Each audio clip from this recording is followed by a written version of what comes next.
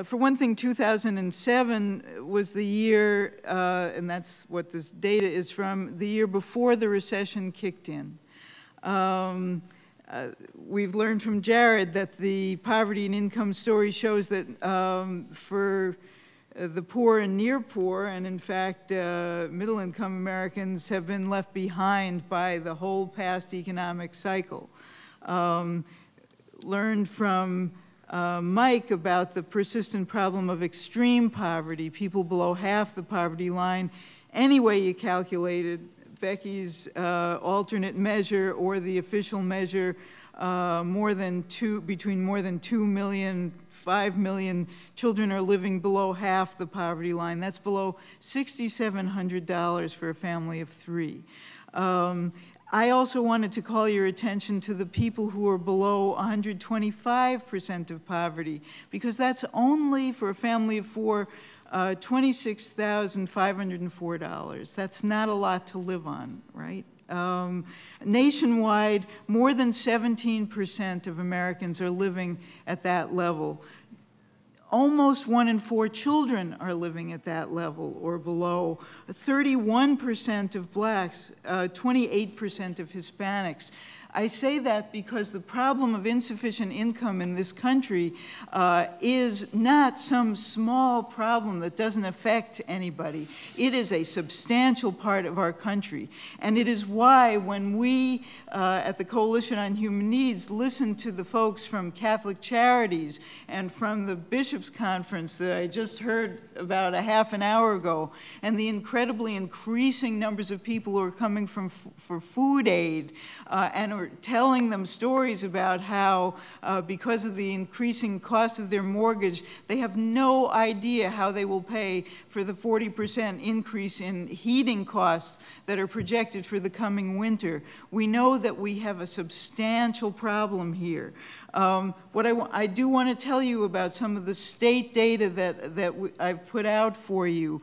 There are a set of 4 different tables with state data that show the comparison of 2000 to 2007 in poverty, child poverty, median income, and health insurance. There also is something that I put out, but it was kind of my little secret, that I gave 2 sets of 1 fact sheet for each state. We can either, you may not have realized this and just grabbed whatever was the first one. If you have Alabama, you get a prize for having come early. And we can make this a kind of a sensitivity training, get to know your neighbor, go tell them 1 interesting fact and get your data, or if you really can't find your state's data, either come to me, I'll tell you how to get it, or go to American Fact Finder in the census website and go to look for table S1703, ask for your state, and you will find it. But we found that 34 states plus the district have more than 1 in 5 of their children in this near poor category. 15 states plus DC have more than 1/4. Did I just say more than 1 in 5? That was 34 states. 15 states, more than 1/4 of their children are in this near poor category. 40 states plus DC have more than 1/4 of African Americans in this category. It is shocking. If you look at some of this data, it is really shocking. And the data there, those were the good times. Right? Because now we're in a recession. This is the astute analysis you get from the Coalition on Human Needs. That was 2007. Now it's 2008. And we're in a recession. So, you know, we learned last year that heating costs were about $1,100 for LIHEAP families. And they only got about $400. That figure is going down, the amount they get, but it's expected to cost them $1,500 this heating season.